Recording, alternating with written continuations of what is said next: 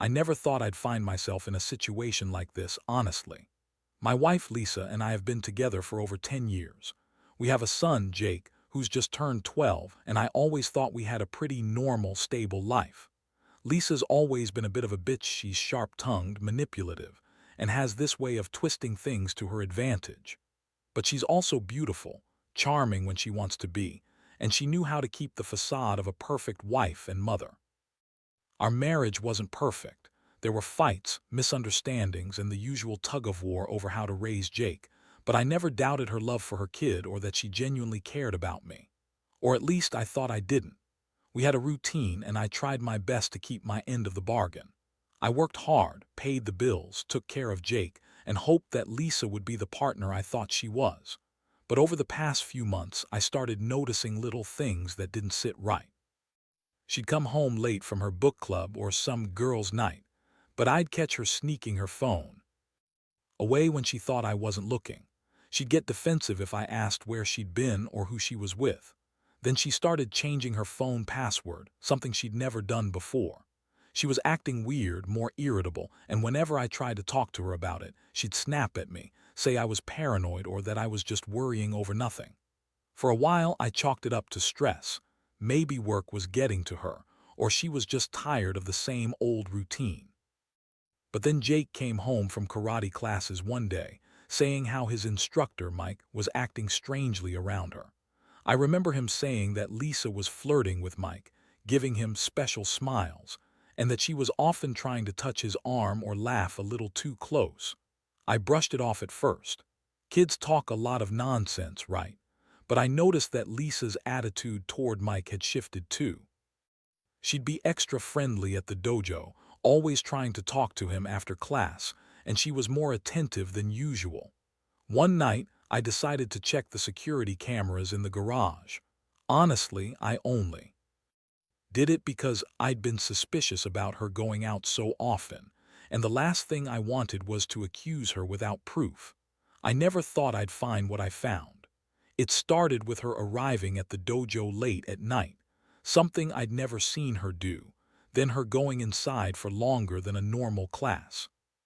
But the cameras also caught her meeting with someone outside the dojo, someone who wasn't her instructor, but a younger guy who looked like he was clearly there for something more than just a casual chat. And then came the kicker.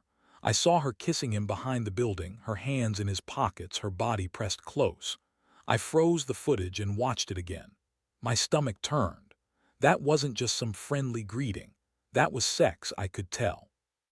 I saw her take his hand and guide it under her shirt, all in broad daylight with the dojo's security cameras framing the whole thing. That was the moment I knew she'd been lying to me this entire time. She'd been sleeping around with Jake's karate instructor, Mike. I sat there stunned, my mind racing. How could she do this? How could she betray me and our family like that? The anger, betrayal, and confusion hit me all at once. I thought about confronting her right then, but I knew I had to plan carefully. If she could lie so convincingly about everything, I couldn't just storm in and accuse her. I needed to get my facts straight. But I also knew I couldn't keep pretending I didn't see what I saw. This was a betrayal that cut deep, and I didn't know how I was going to move forward from it. The next few days were a nightmare.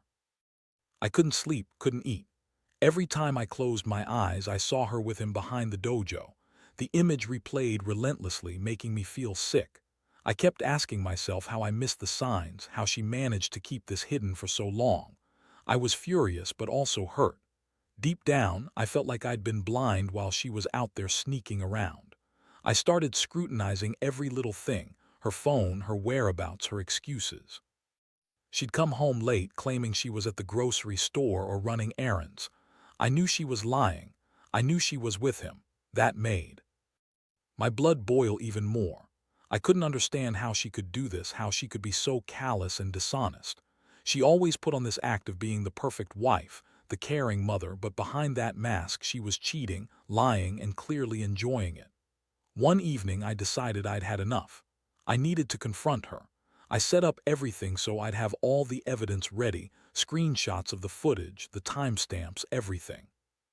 When she came home that night, I was waiting in the living room, cold and silent. She looked surprised, maybe even a little annoyed that I was home early. That was the first sign she knew I knew something. I didn't waste any time. I told her I knew about her affair, about her nights at the dojo, about her meeting that guy behind the building. Her eyes widened, then narrowed, and she immediately started lying. "You're crazy," she snapped. "You're just jealous because I'm tired of your endless work hours and not paying enough attention to me. This is all in your head." She rolled her eyes and tried to brush it off, like she thought I was just some paranoid husband, but I played the footage I had saved on my phone, the clear video of her kissing that guy. Her face went pale, then flushed with anger. She snatched the phone out of my hand, trying to delete the video, but I'd already made copies. Her voice turned bitchy, snide as she spat. "That's not what it looks like. You don't know what you're talking about. You're just jealous because I've got needs you can't give me." And then she added, "You're overreacting as usual. This doesn't mean anything. It's not like I love him or anything." She had these stupid excuses ready, like she was trying to spin me around her little finger, but I wasn't buying it. My stomach was churning. I felt betrayed, humiliated, and angry. I told her I wanted a divorce, that I'd had enough of her lies and betrayal. She rolled her eyes again, huffed, and said I was overreacting, that I was just some insecure loser, that she wasn't going to sit around and be accused of something she didn't do. Of course, she denied everything, tried to make me feel like I was crazy. But I knew the truth. She'd been cheating on me with her karate instructor, and now she was trying to gaslight me into backing off. That night I lay awake, staring at the ceiling, wondering how I'd let it get this far. I thought about our years together, good and bad, and how she'd thrown it all away for some stupid affair. I felt a mix of heartbreak and rage. I'd been a good husband, a good father, and she'd been out there fucking around behind my back. It was a sick feeling, knowing she'd betrayed not just me but our son too. I kept thinking about how I'd confront her again, how I was going to end this whole mess. I didn't want her to get away with this. I wanted her to pay. The worst part was realizing how much I'd trusted her. I never thought she'd cheat, especially not with someone like Mike, the kind of guy who was supposed to be just Jake's instructor. But she didn't care about the consequences. She was manipulative and selfish, and she had absolutely no restraint. It was as if her needs were more important than everything else. More important than our marriage, more important than Jake's stability, more important than the truth. And now I was left to pick up the pieces of a life I thought I knew. After confronting Lisa that night, everything felt different. The air in the house was thick with tension.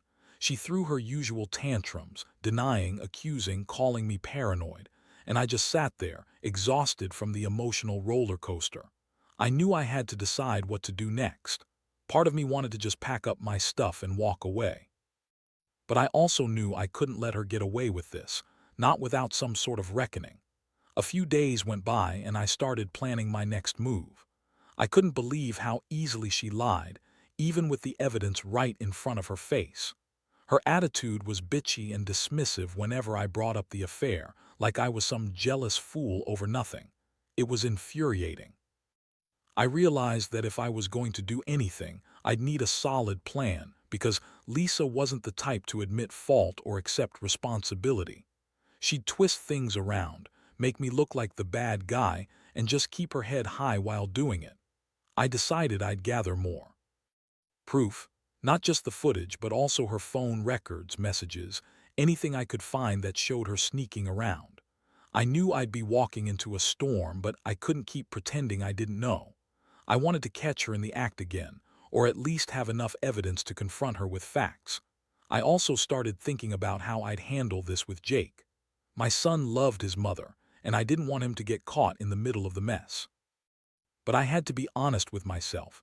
Lisa wasn't the person I thought she was. One afternoon, I saw her leaving the house again, this time with her purse over her shoulder and a smirk on her face. She said she was going to visit a friend, but I knew better. I followed her from a distance. She drove to a nearby hotel, checked in, and spent the next 2 hours there. That was the final nail in the coffin.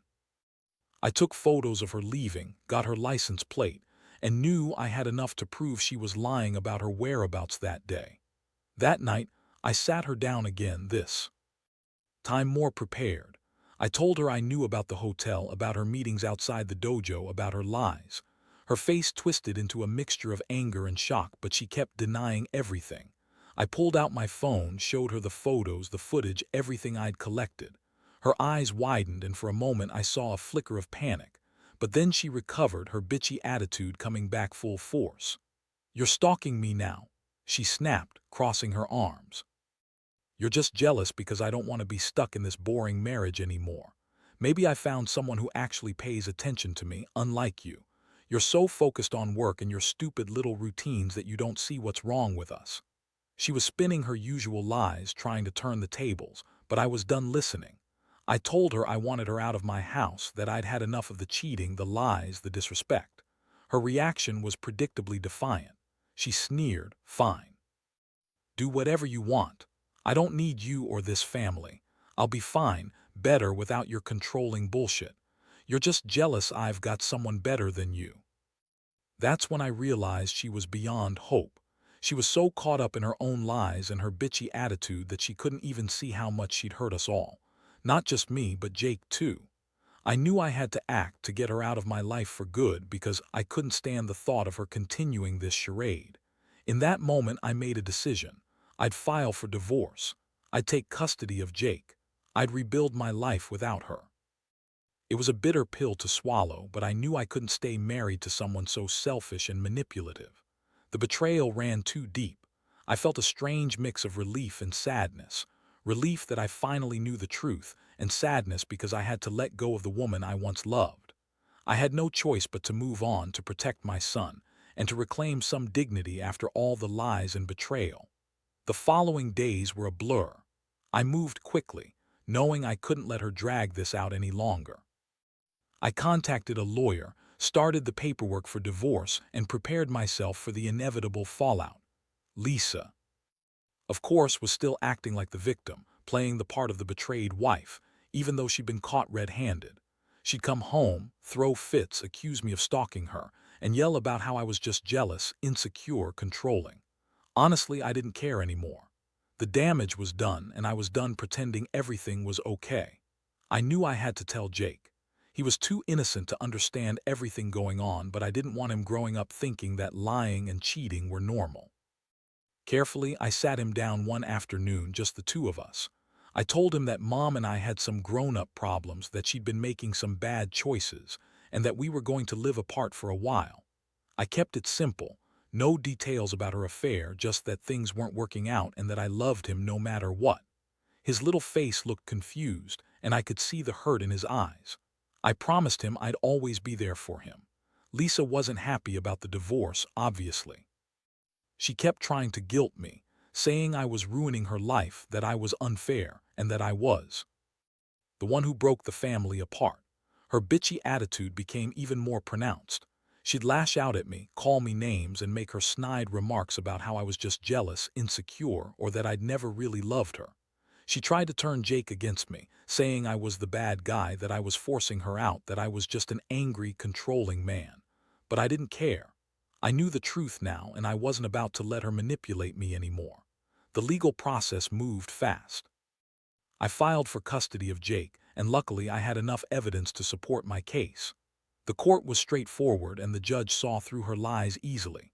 She was furious, throwing tantrums in court, accusing me of kidnapping her and trying to turn Jake against her.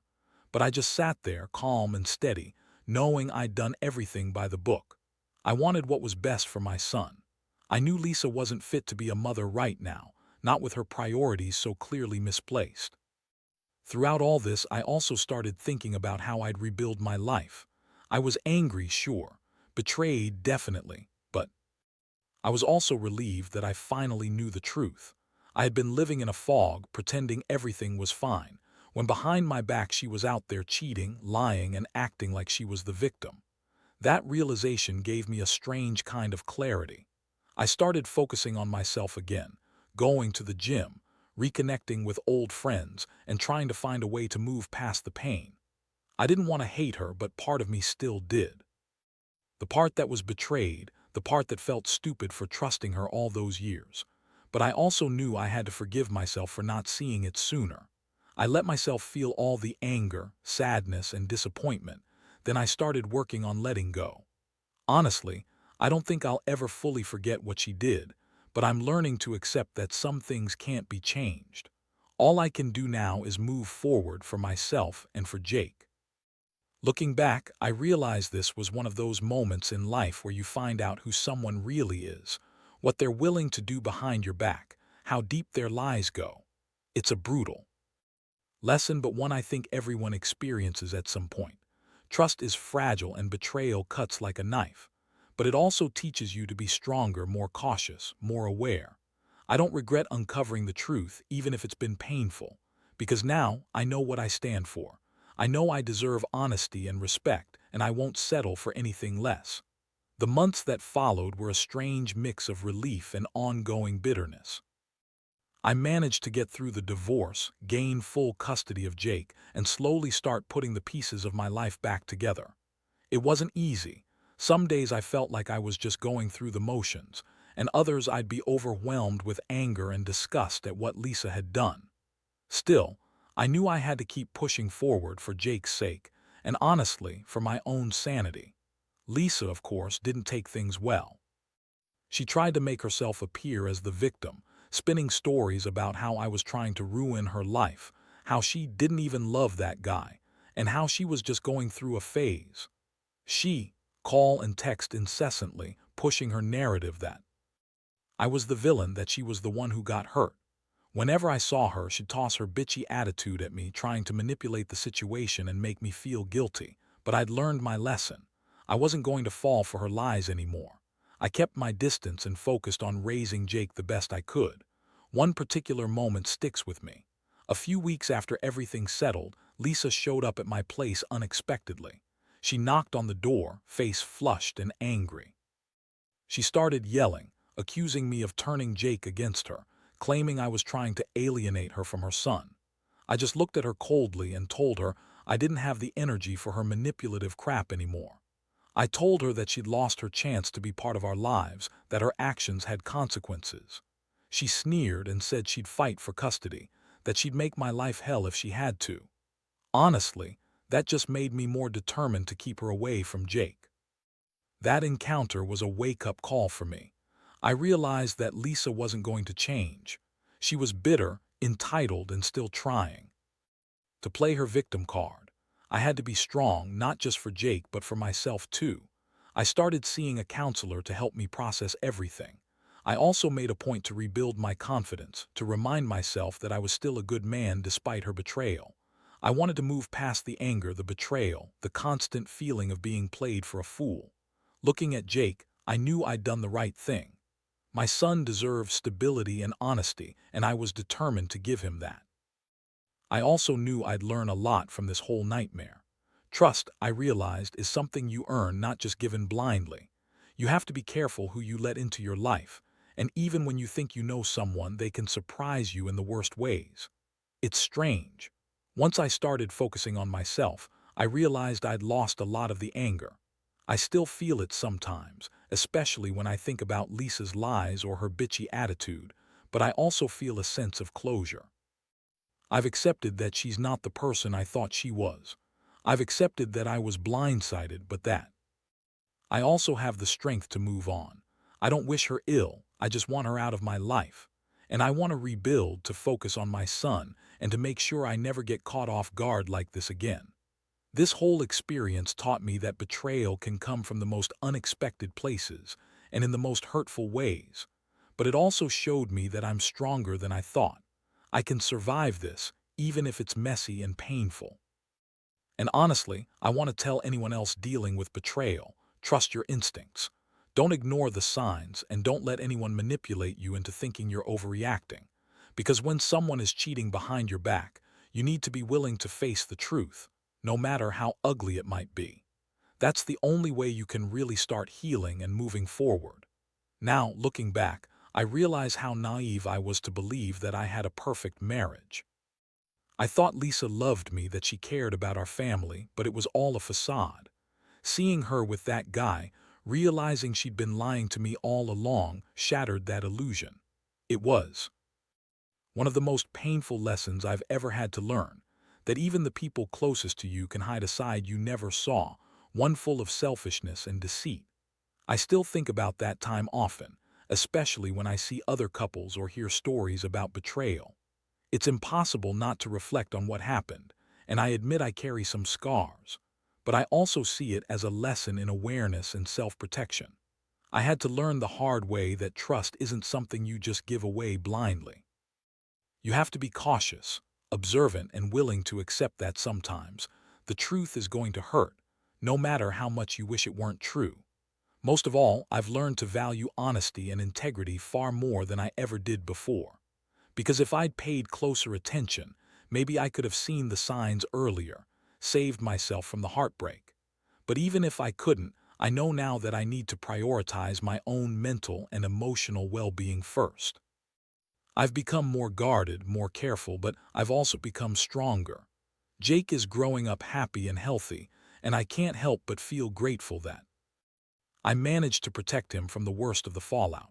I want him to grow up knowing that honesty matters, that it's okay to stand up for yourself, and that sometimes you have to walk away from people who don't treat you right. So to anyone out there going through something similar, trust your instincts. Don't ignore the little signs because you're afraid of confronting the truth. It's better to face it head-on and deal with the fallout than to live in denial. Because betrayal, once uncovered, is a brutal but necessary awakening. And at the end of it all, I've come to understand that even in the darkest moments, you find your strength. You realize what really matters, and you learn to walk away from the ones who don't. I don't know what the future holds, but I do know I won't let betrayal define me. I'll keep rebuilding, keep moving forward, and keep reminding myself that I deserve honesty and respect. And most importantly, I'll keep loving my son, making sure he grows up knowing what real integrity looks like. That's what I've learned from this mess, and it's enough to keep me going.